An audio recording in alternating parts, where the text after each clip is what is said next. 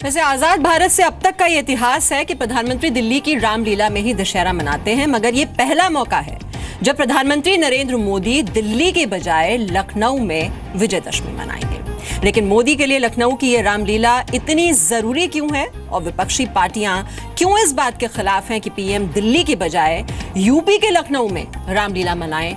ये भी सच है कि मोदी देश के पहले ऐसे प्रधानमंत्री हैं जो कि लखनऊ के ऐशबाग में मनाई जा रही रामलीला में विजयदशमी के दिन मौजूद होंगे। लेकिन एक सच ये भी है कि बीते 70 साल से लखनऊ की ऐशबाग रामलीला समिति प्रधानमंत्री को न्योता भेजती रही है, लेकिन पीएम मोदी ऐसे पहले प्रधानमंत्री हैं जिन्होंने इस रामलीला में आने का न्योता स्वीकार किया है, जिसके बारे में ये कहा जाता है कि उसे 600 साल पहले खुद गोस्वामी तुलसीदास ने शुरू किया था।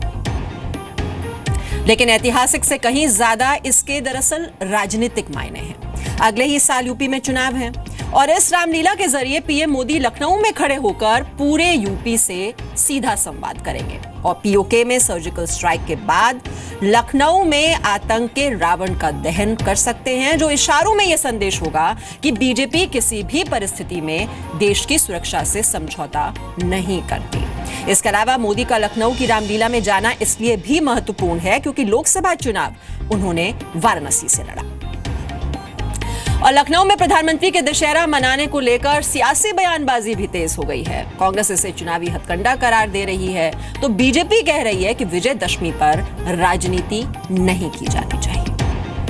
नहीं, वो तो जाहिर है राजनीति के कारण। देखिए, दशहरे में एक परंपरा रही है कि हमारे प्रधानमंत्री जो हैं दिल्ली में एक रामलीला में जाते हैं। एक परंपरा की बात है, वैसे तो कोई अंकुश नहीं है किसी पर, कोई कानून में तो नहीं लिखा हुआ है, लेकिन परंपराओं से बहुत चीजें बनती हैं।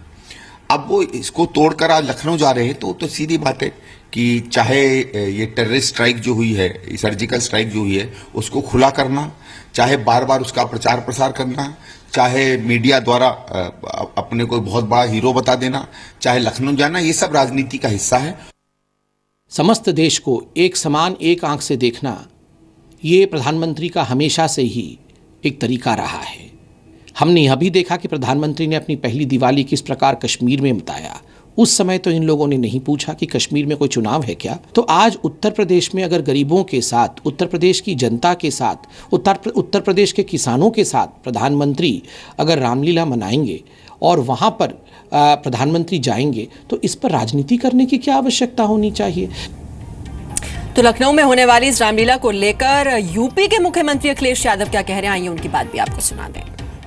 चुनाव बिहार में होता तो शायद बिहार में रावण जलता, वहां पर लोग जाते।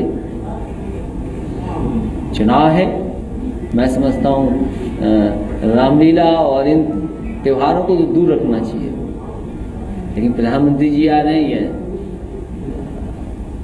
प्रोग्राम है उत्तर प्रदेश में और खासकर रामलीला के लिए, तो कुछ सोच समझ करके आ रहे होंगे। तो विपक्षी पार्टियों को ये बात रास नहीं आ रही है कि ये रामलीला इस बार लखनऊ में क्यों की जा रही है और सीधे सीधे इन्हें चुनावों से जोड़कर देखा जा रहा है और बताया जा रहा है।